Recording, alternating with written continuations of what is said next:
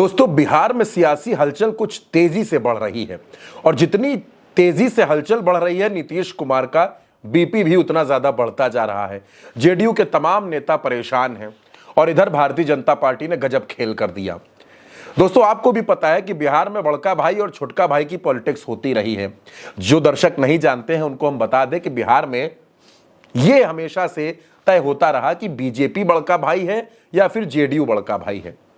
अब सत्ता में दोनों हैं, लेकिन मुख्यमंत्री की कुर्सी पर नीतीश कुमार बैठे हैं, लेकिन सीटों की संख्या के मामले में बीजेपी हमेशा आगे रही है। तो ये लड़ाई हमेशा से रही है और बनी रहती है, लेकिन भारतीय जनता पार्टी ने तगड़ा खेल कर दिया है। अब बिहार में बीजेपी बड़का भाई बन गई है। कैसे बनी है?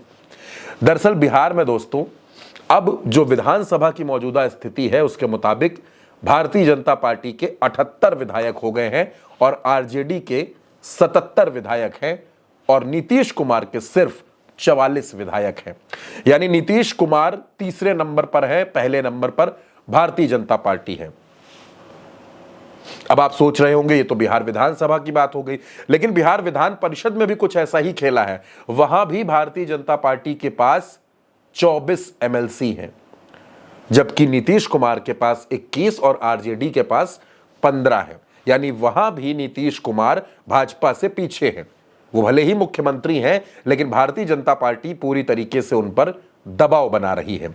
एक तो नीतीश कुमार मुख्यमंत्री हैं, उनके साथ जो दोनों डिप्टी सीएम हैं, सम्राट चौधरी और विजय सिन्हा, वो दोनों भाजपा के हैं। विधानसभा में जो स्पीकर हैं नंद किशोर यादव, वो भाजपा के हैं। और अब बीजेपी ने विधान परिषद में अवधेश नारायण सिंह को सभापति बना दिया है और उनके जरिए वो शाहाबाद और मगध को साधने की कोशिश कर रही है, जहां की 5 सीटें वो हार गई है। दोस्तों, नीतीश कुमार को कभी भी ये बर्दाश्त नहीं होगा कि वो छोटका भाई की कंडीशन में आ जाए, क्योंकि वो हमेशा बड़का भाई की पोजीशन में रहना चाहते हैं। अब आप जो पूर्व केंद्रीय मंत्री हैं अश्विनी चौबे, जो बक्सर से सांसद हुआ करते थे, उनका बीजेपी ने टिकट काट दिया। वो कह रहे हैं कि 2025 में बीजेपी की अगुवाई में एनडीए लड़े। उन्होंने बयान दिया है, आप उनका बयान भी सुन लीजिए कि भारतीय जनता पार्टी के नेतृत्व में एनडीए की सरकार बिहार में बननी चाहिए। हम पूर्ण बहुमत के साथ भारतीय जनता पार्टी अकेले अपने दम पर आए। अब दोस्तों, अश्विनी चौबे के बयान के बाद बिहार की राजनीति पटना से लेकर दिल्ली तक धधकने लगी है। एक तरफ तो बीजेपी के नेता चौबे जी बयान दे रहे हैं कि 2025 में बीजेपी की अगुवाई में लड़ा जाए, मुख्यमंत्री कौन होगा ये बाद में तय कर लेंगे।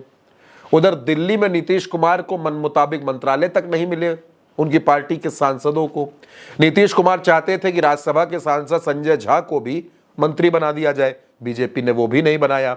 और संजय झा कह रहे हैं कि बिहार में एनडीए मतलब नीतीश कुमार, एनडीए मतलब बीजेपी हो ही नहीं सकता। यहां एनडीए का सबसे बड़ा चेहरा नीतीश कुमार। बीजेपी के नेता कह रहे हैं कि हम अपने दम पर चुनाव लड़ेंगे और अपने दम पर बहुमत ले आएंगे।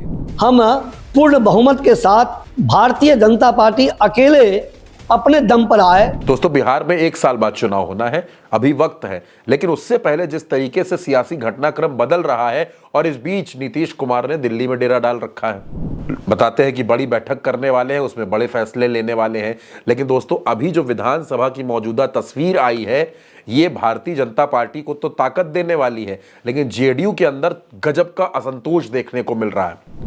पूरे बिहार में ये चर्चाएं चल रही हैं कि नीतीश कुमार किसी भी वक्त एनडीए से अलग हो सकते हैं और अपनी सियासी राहें बदल सकते हैं। दोस्तों, बड़ी बात नहीं है नीतीश कुमार के लिए पलटना। अगर बड़ी बात होता तो फिर नीतीश बाबू का है कि।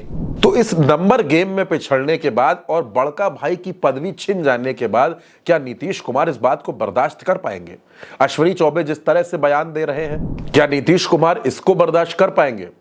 हमें तो नहीं लगता, क्योंकि नीतीश कुमार की पूरी सियासत को देखने पर यह पता चलता है कि नीतीश कुमार कभी भी फ्रेम के बाहर जाना पसंद नहीं करते, वो फ्रेम के अंदर रहना चाहते हैं। और अगर दोस्तों ऐसा होता है तो बिहार की राजनीति तेजी से बदलेगी और बिहार के तेजी से बदलते घटनाक्रमों के बीच नीतीश कुमार कभी भी कोई बड़ा फैसला ले सकते हैं।